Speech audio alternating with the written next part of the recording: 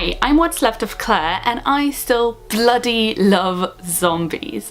I know many people will say there have been too many zombie things, I'm tired of zombies already, but I still think there are some great zombie stories out there. And today, because it's Halloween, I wanted to talk about some of my favorites. Now, this first one isn't exactly a favorite of mine, but I thought we should get the obvious out of the way first and have a little chat about The Walking Dead. I would recommend the first series of the TV show. It's not the most original zombie portrayal, but I thought it was really tight storytelling. But to be honest, I dropped off after a few more seasons of the show, and I did not even make it that far in the comics. I read the first compendium, and then I just couldn't really be bothered. The Walking Dead, to me, always felt like endless running away and gory violence and arguments and more running away without very much of a long-term plan. And I get that it makes sense for the story,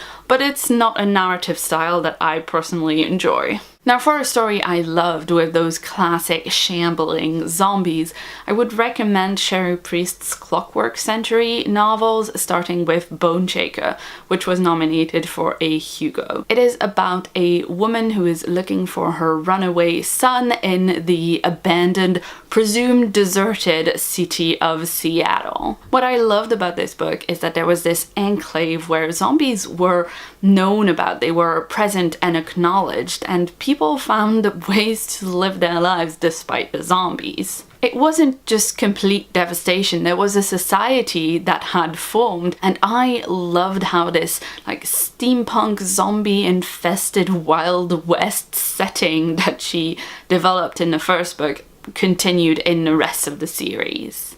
Another favourite zombie story of mine is Feed by Mira Grant, the first novel in her Newsflesh series. The premise of these novels is that humanity has survived the zombie apocalypse, but so have the zombies. And humanity has now adapted to living alongside this ever-present threat with a whole lot of science and some very expensive security systems. What I love about this story is that it really feels like a new society that has evolved to take into account the dangers posed by the zombies, but you can also see very clearly how this new society is based upon and extrapolated from our current day society we live in now. There's also a twist towards the end of this book that punched me in the feels so hard I was ugly snot crying in public when I first read it.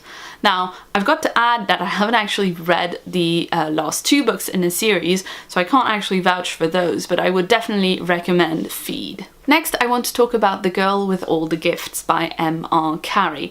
This is the story of a little girl called Melanie who goes to school and actually lives in this underground militarized bunker. She never goes anywhere else, and whenever she is wheeled to her classroom, she has to be strapped into a wheelchair and accompanied by armed military personnel, because everybody seems to be really afraid of what would happen if she got a bit hungry. This one has to be my favorite take on the zombie genre. When it first came out, people were very careful about saying, read this book without knowing anything about it, and not telling people that it was a zombie book.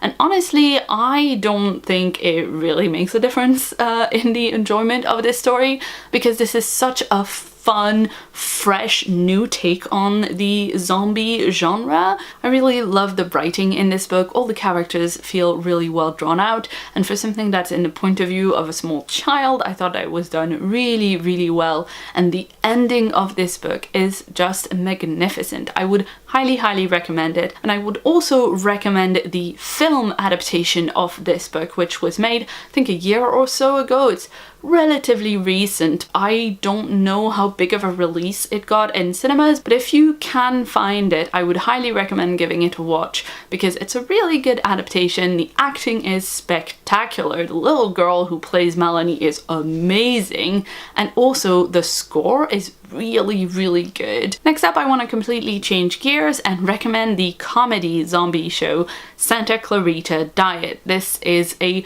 relatively recent Netflix show that I think only has one season out at the moment. In this show, we don't get a worldwide zombie apocalypse, we get one woman transformed into a zombie. Our main character, who is played by Drew Barrymore, has this very sedate suburban life. She is married, she has a teenage daughter, she's a realtor, and when she gets changed into a zombie, she has a hard time figuring out how to survive as a zombie and find brains to eat. Like, her life isn't something that's prepared her for this. What I loved about this one was how great the characters were. The husband, who's completely lost and doesn't really know what to do, the teenage daughter, who's trying to figure out like what this means for her family, the next door neighbors, everything was just on point and hilarious. It's one of those shows where you watch one episode and you think, yeah, maybe it might be alright, and then before you know it, you've watched half the season and you're incredibly invested in these people's lives. Also, in this kind of a deceptively humorous vein that hides a lot of depth, I would recommend the White Trash Zombie series by Diana Rowland, starting with My Life as a White Trash Zombie. This one is about a young woman who doesn't really have her life together. Her home situation isn't great at all. She has a terrible deadbeat boyfriend. She doesn't really have a steady job or a career.